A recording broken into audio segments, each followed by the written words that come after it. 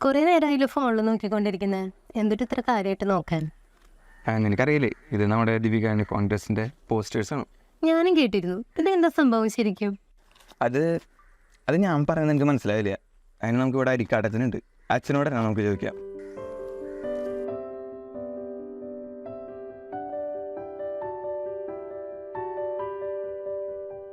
അച്ഛാ, ഈശ്വരിച്ചേക്ക് സ്ഥിരീകരിക്കട്ടെ. അച്ഛാ, ഇപ്പൊ നമ്മുടെ രൂപതയിലെ ദിവികാരണി കോൺഗ്രസ് നടക്കുകയാണല്ലോ. അതെ. അച്ഛാ, അതിന്റെ ലക്ഷ്യം എന്താണ്? എന്തിനു വേണ്ടിയിട്ട് നമ്മളതിപ്പോ നടത്തുന്നത്? അത് ഞാൻ പറഞ്ഞു തരാം. ഈ ദിവികാരുണ്യ കോൺഗ്രസ്സിന് ശരിക്കും പറഞ്ഞാൽ 3 ലക്ഷ്യങ്ങളാണുള്ളത്. അതായത് 3 പ്രാർത്ഥനകളാണിവ. ഒന്നാമത്തേത്, നമ്മൾ ഓരോ ക്രിസ്തീയ വിശ്വാസിയും പരിശുദ്ധ കുർബാനയിൽ ആഴമായ വിശ്വാസം ഉണ്ടാകണം.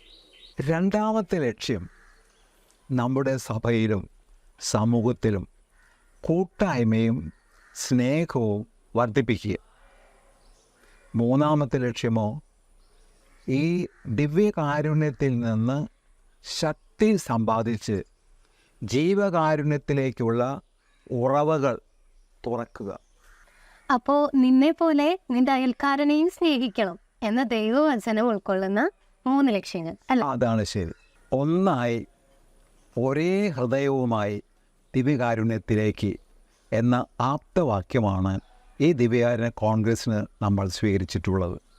അച്ഛാ, 1978 നമ്മുടെ രൂപത ആരംഭിച്ചത്. അതെ. ഇപ്പോൾ 46 കൊല്ലം കഴിഞ്ഞു. ശരി തന്നെ. ഈ 46 കൊല്ലത്തിനുള്ളിൽ മുമ്പ് എപ്പോഴെങ്കിലും ഇതുപോലെ ദിവ്യകാരുണ്യ കോൺഗ്രസ് നടത്തിയിട്ടുണ്ടോ? ഇല്ല. നമ്മുടെ രൂപതയിൽ ആദ്യമായിട്ടാണ് ഈ ദിവ്യകാരുണ്യ കോൺഗ്രസ് ഇപ്പോൾ നടത്തുന്നത്. അച്ഛൻ, എനിക്ക് 2 കാര്യങ്ങൾ അറിഞ്ഞാൽ കൊള്ളാമെന്നുണ്ട്. ലോകത്ത് ആദ്യമായിട്ട് ദിവ്യകാരുണ്യ കോൺഗ്രസ് നടന്നത് എവിടെയാണ്? അതുപോലെ ഇത് ആരുടെ ആശയമായിരുന്നു? ഏറ്റവും ആദ്യമായി ദിവ്യകാരുണ്യ കോൺഗ്രസ് നടക്കുന്നത് 1881 അതായത് 19-ാം നൂറ്റാണ്ടിൽ. അത് ഫ്രാൻസിലെ ലില്ലെ എന്ന് പറയുന്ന സ്ഥലത്ത് വെച്ചിട്ടാണ് അത് നടന്നത്. ദിവ്യകാരുണ്യ കോൺഗ്രസ് എന്ന ആശയം ഏറ്റവും ആദ്യമായി അവതരിപ്പിച്ചത് എമിലി തമസിയർ എന്ന ഒരു കത്തോലിക്ക വിശ്വാസിയായ സ്ത്രീയായിരുന്നു. ദിവ്യകാരുണ്യം ലോകത്തെ രക്ഷിക്കുന്നു എന്നുള്ളതായിരുന്നു അന്നത്തെ ആപ്തവാക്യം. ദിവ്യകാരുണ്യത്തിന് മുമ്പിൽ അനേകം മെത്രാന്മാരും വൈദികരും അൽമായരും ഒരുമിച്ച് കൂടി പ്രാർത്ഥിച്ചപ്പോൾ അതൊരു ദിവ്യകാരുണ്യ മഹാസംഭവമായിട്ട് മാറി. കൂടാതെ ലയോ 13-ാമൻ മാർപ്പാപ്പയുടെ പ്രത്യേകമായ പ്രാർത്ഥന അനുഗ്രഹങ്ങൾ അയച്ചപ്പോൾ ഇത് സംഘാടകർക്ക് വലിയൊരു പ്രോത്സാഹനമായി. ആ പ്രോത്സാഹനമാണോ ലോകത്തിൻ്റെ വിവിധ ഭാഗങ്ങളിൽ ദിവ്യകാരുണ്യ കോൺഗ്രസ് സംഘടിപ്പിക്കപ്പെടാനുണ്ടായ കാരണം? അന്നത്തെ ആ ദിവ്യകാരുണ്യ കോൺഗ്രസിൻ്റെ വിജയത്തിന് ശേഷം പ്രാദേശികമായും രാജ്യാന്തര തലത്തിലും പല ദിവ്യകാരുണ്യ കോൺഗ്രസ്സുകൾ സംഘടിപ്പിക്കപ്പെട്ടിട്ടുണ്ട്. അങ്ങനെയാണ് ഇപ്പോൾ നമ്മുടെ രൂപതയിലും നമ്മൾ സംഘടിപ്പിക്കുന്നത്. തുടർന്ന് വന്ന മാർപ്പാപ്പമാരെല്ലാവരും ദിവ്യകാരുണ്യ കോൺഗ്രസ്സിന് പ്രാധാന്യം കൊടുത്തിരുന്നു. 11-ാം പിയൂസ് മാർപ്പാപ്പയുടെ കാലത്താണ് ദിവ്യകാരുണ്യ കോൺഗ്രസ്സിന് ഒരു അന്തർദേശീയ പ്രാധാന്യം കൈവന്നത്. 4 വർഷം കൂടുമ്പോൾ മാറി മാറി ഓരോ ഭൂഖണ്ഡങ്ങളിലും ഇത് ആഘോഷിക്കാൻ ആരംഭിച്ചു. അവസാനമായി അന്താരാഷ്ട്ര തലത്തിൽ എവിടെ വെച്ചാണ് ദിവ്യകാരുണ്യ കോൺഗ്രസ് നടന്നത്? അന്താരാഷ്ട്ര തലത്തിൽ 52 ദിവ്യകാരുണ്യ കോൺഗ്രസ്സുകളാണ് ഇതുവരെ നടന്നിട്ടുള്ളത്.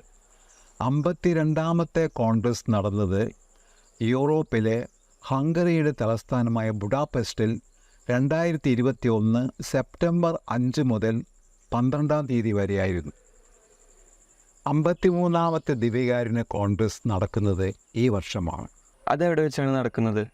ലാറ്റിൻ അമേരിക്കയിലെ എക്വഡോറിലെ ക്വിറ്റോ എന്ന സ്ഥലത്ത് സെപ്റ്റംബർ മാസത്തിലാണ് അത് നടക്കുക. വിവിധ രാജ്യങ്ങളിലും രൂപതകളിലും ദിവ്യകാരുണ്യ കോൺഗ്രസ് നടക്കുന്നുണ്ടല്ലോ.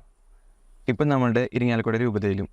എന്താണ് ഈ ആഘോഷത്തിലൂടെ നമ്മൾ ലോകത്തിന് കൊടുക്കുന്ന സന്ദേശം? ദിവ്യകാരുണ്യത്തിലുള്ള ഈശോയുടെ യഥാർത്ഥമായ സാന്നിധ്യമാണ് നമ്മൾ ലോകത്തോട് പ്രഘോഷിക്കുന്നത്. അന്നും ഇന്നും ദിവ്യകാരുണ്യ കോൺഗ്രസ്സുകളിൽ പ്രഘോഷിക്കുന്നതും ആഘോഷിക്കുന്നതും ഇത് തന്നെയാണ്. ആരാധനയും ദിവ്യകാരുണ്യ പ്രദർശനവും ഈ വിശ്വാസത്തിൻ്റെ പ്രഘോഷണമാണ്. ഇന്ത്യയിൽ വെച്ച് എന്നെങ്കിലും അന്താരാഷ്ട്ര തലത്തിൽ ദിവ്യകാരുണ്യ കോൺഗ്രസ് നടന്നിട്ടുണ്ടോ? ഉണ്ടല്ലോ. 38ാമത് ദിവ്യകാരുണ്യ കോൺഗ്രസ് ബോംബെയിൽ വെച്ചാണ് നടന്നത്. 1964 ഡിസംബർ 2 മുതൽ 5 വരെയാണ് അവിടെ അന്ന് നടന്നത്. ആദ്യമായി ഒരു മാർപ്പാപ്പ ഇന്ത്യയിൽ വരുന്നത് അന്നാണ്, പോൾ 6 മാർപ്പാപ്പ. ഈ ദിവ്യകാരുണ്യ കോൺഗ്രസുമായി ബന്ധപ്പെട്ട് നമ്മുടെ രൂപതയിൽ എന്തൊക്കെ ഒരുക്കങ്ങളും പരിപാടികളുമാണ് നടക്കുന്നത്? ദിവ്യകാരുണ്യ കോൺഗ്രസ്സിന് വേണ്ടിയുള്ള നമ്മുടെ രൂപതയിലെ ഒരുക്കങ്ങൾ മാസങ്ങൾക്ക് മുമ്പേ ആരംഭിച്ചു കഴിഞ്ഞു. തൃശ്ശൂർ മേരി മാതാ മേജർ സെമിനാരിൽ വെച്ച് നമ്മുടെ major archbishop Mar Raphael കട്ടിൽ പിതാവും വൈദികരും ചേർന്നാണ് ഇതിൻ്റെ ലോഗോ പ്രകാശനം ചെയ്തത്. പിന്നീട് ജനറൽ ടീമിനെയും കമ്മിറ്റികളെയും നിയോഗിച്ചു. രൂപതയിലെ 141 ഇടവകളിൽ നിന്നായി 60,000 കുടുംബങ്ങളിൽ നിന്ന് 15,000 പേരാണ് ഈ ദിവ്യകാരുണ്യ കോൺഗ്രസ്സിൽ പങ്കെടുക്കുന്നത്.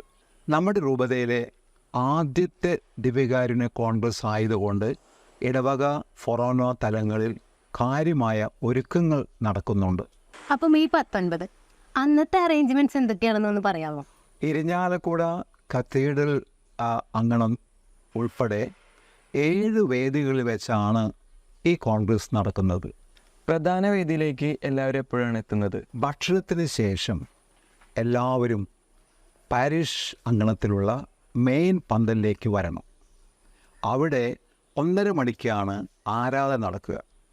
2:30 മണിക്കാണ് എല്ലാ ജനങ്ങളും വൈദികരും ചേർന്ന് സമൂഹ ബലി അർപ്പിക്കുക. 4 മണിക്കാണ് ദിവ്യകാരുണ്യ പ്രദക്ഷിണം നടക്കുക. അത് 5:30 മണിക്ക് ദിവ്യകാരുണ്യ ആശീർവാദത്തോടുകൂടി നമ്മുടെ കോൺഗ്രസ് സമാപിക്കും. ഒരു എക്സിബിഷനെ കുറിച്ചും പറഞ്ഞു കേൾക്കുന്നുണ്ടല്ലോ. ഈ ദിവ്യകാരുണ്യ കോൺഗ്രസിനോട് അനുബന്ധിച്ച് കാർലോസ് യൂക്രിസ്റ്റിക് എക്സിബിഷൻ എന്ന് പറയുന്ന ഒരു പ്രദർശനവും നടക്കുന്നുണ്ട്. അത് ലഹ്മ സമൂഹത്തിലെ അംഗങ്ങളെല്ലാവരും ചേർന്നാണ് അത് ഒരുക്കിയിട്ടുള്ളത്. അതിൽ ദിവ്യകാരുണ്യത്തെപ്പറ്റി കൂടുതൽ അറിവും അനുഭവവും ബോധ്യവും ലഭിക്കാൻ ഇത് നമ്മെ സഹായിക്കും. ഞങ്ങളെല്ലാവരും അത് സന്ദർശിക്കുന്നത് വളരെ നല്ലതാണ്.